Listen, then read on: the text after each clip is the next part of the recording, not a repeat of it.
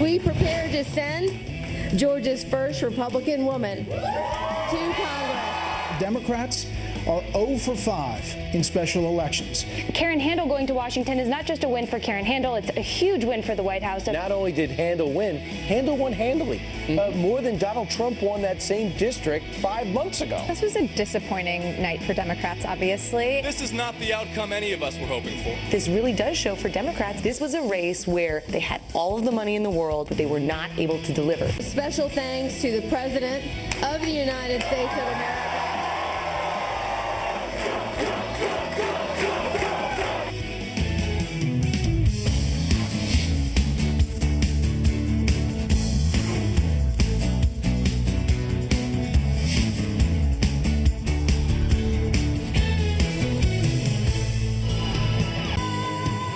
It is not the diner scene to the finale of Sopranos. It is the start to Hour 2 of Fox and Friends live from the mezzanine level of Studio F in the heart of Midtown Manhattan. Good morning, folks, and welcome to another hour of America's #1 cable morning news show. Thanks to you. Yeah, but by the way, I'm so glad it isn't that final scene because I still haven't figured it out.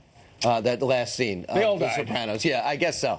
Just don't go to a diner. Did you like the scene? You didn't like it? I didn't like it. I thought it was a bad finale. But you know what? This is a good start to Donald Trump's day. When he found out last night, a good finale, that not only to get South Carolina as expected by 3, he took Georgia's 6th seat by 5. And this is pretty convincing because when you consider the amount of attention celebrities, Hollywood types, all the PACs put into this seat to make sure Karen Handel wasn't the congresswoman that replaced Tom Price, pretty astounding. The Trump victory string continues. Yep. Corey Lewandowski, the former Donald Trump campaign manager, is waking up with us this morning. Corey, did you wake up in a good mood when you learned the news?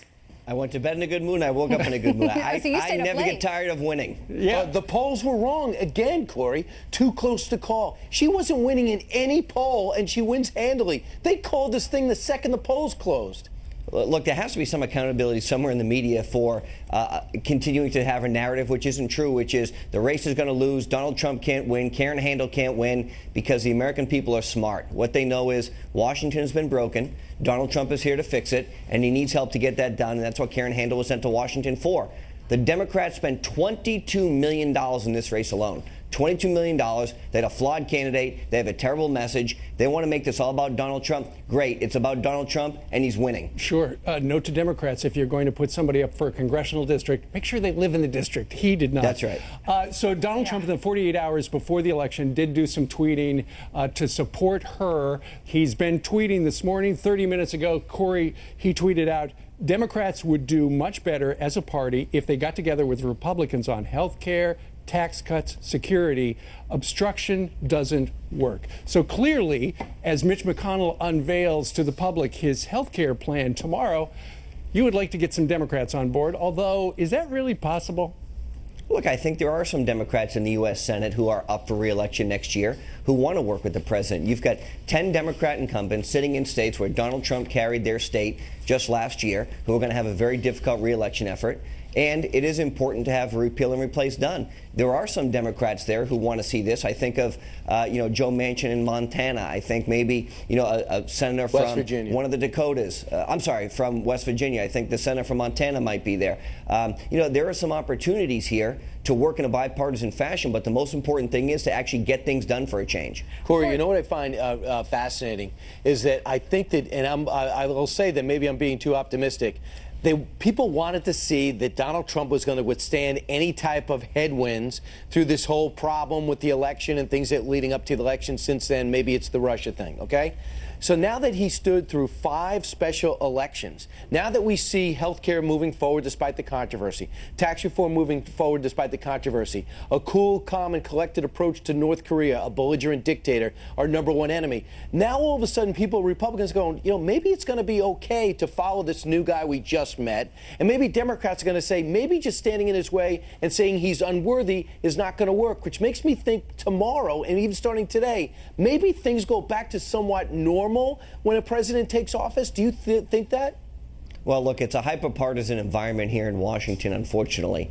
But the American people are very smart. And when they continue to send Republicans to Washington to help the president get his agenda done, it's a continuation of his promise to change So you the don't way think Washington anything changes? works. You don't think anything changes? Look, the Democrats are so distraught. They're so rudderless. They've got a terrible leadership. They just spent $22 million in an election that they could have potentially won if they had a good message, which they don't. And instead of giving Donald Trump the credit, because he went down and campaigned for Karen, he tweeted for Karen, instead of giving him the credit that they want to just stop an agenda of putting America first. I don't understand it.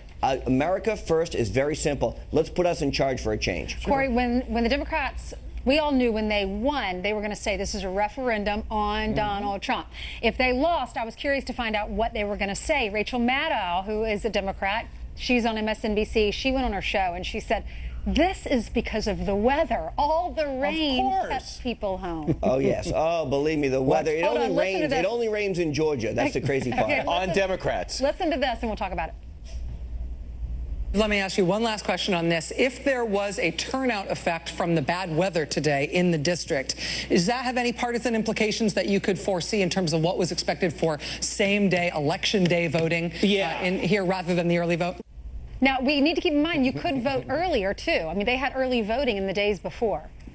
Well, that's right. And if you look at it, he did not do a good job of getting the early vote numbers in, which he needed to do in order to be successful. So it's amazing. It only rained on Democrats when they were in line down there. No Republicans got wet. Look, it's an excuse every single time. Let's stop making excuses. Let's realize that the Democrat Party is completely lost. They have no leadership. They have no message. They have no path forward. And for 5 times now, they've tried to put a referendum on Donald Trump saying that America didn't want him there. But every single time he's proven them wrong. Every single time he said, we're going to keep putting America first. Well, here's why that, I tell you though, Corey, because the Republicans won last night in the 2 special elections, now this is going to come back to haunt the White House. Because rather than them say, hey, Donald Trump is toast because of this referendum on him, instead they're not going to barely mention this. And now they're going to go back to the Russian thing and collusion, and somebody's going to go to jail, and the rumors about a White House shakeup. All right, we've been hearing those for a very long time. In fact, the very latest is that the president's upcoming trip to Iowa to see the folks is just to get the spotlight off of him and the scandals, they say. Well, look, the president was supposed to go to Iowa a few weeks ago. They postponed it. He's going there today. So that has been on the books for a long time. But look, there is no White House shakeup coming. I can tell you this. I don't work in the building, but I can tell you this. The president is very happy with the team that he has. Does that mean they need more help? Of course they do. Sean Spicer is doing multiple jobs, communications director, press secretary, etc. He needs some more help there, and they're looking to bring those people on board. But there is no massive White House shakeup coming. It's not going to happen. The president's very happy. The Republicans continue to win. His agenda is moving forward, and he is doing exactly what he pledged to do in the campaign, which is to put America first. Right. And so I've always find it interesting when a never-Trumper is forced to look at something controversial and realize there's no there. David Frum today says flat out, a Republican, that this is a huge victory for Donald Trump. And David Brooks of the New York Times said this on Sunday about possible collusion with Russia. He's seeing what most other people are seeing. There's nothing there. Listen to this. I'm actually getting more uncomfortable with this whole deal, thinking that maybe we're getting a little ahead of ourselves. And I'm bothered by the lack of emerging evidence about the underlying crime, that there was actually collusion or coordination between the Trump White House. I have 967 problems with Trump as president, but the Russia collusion happens to be number 547. and we've sort of surrounded him with this when I think there are a lot of other... And he's noticing there's nothing there. What are you doing? This is amazing. David Brooks is not a Trump supporter. He's truly a Trump hater.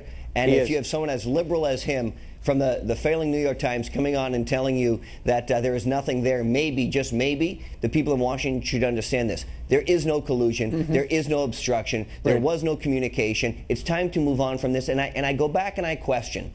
Now that the Democrats have said there's no collusion, you've got the mainstream media with the failing New York Times saying it, you've got Republicans saying it. What is Bob Mueller doing? I don't even understand what his role is anymore, because everyone has said there is nothing here. And so this investigation should end immediately. He hired another Democratic attorney. Yeah, let's see what happens. Corey, exit question before you go. What happens with health care?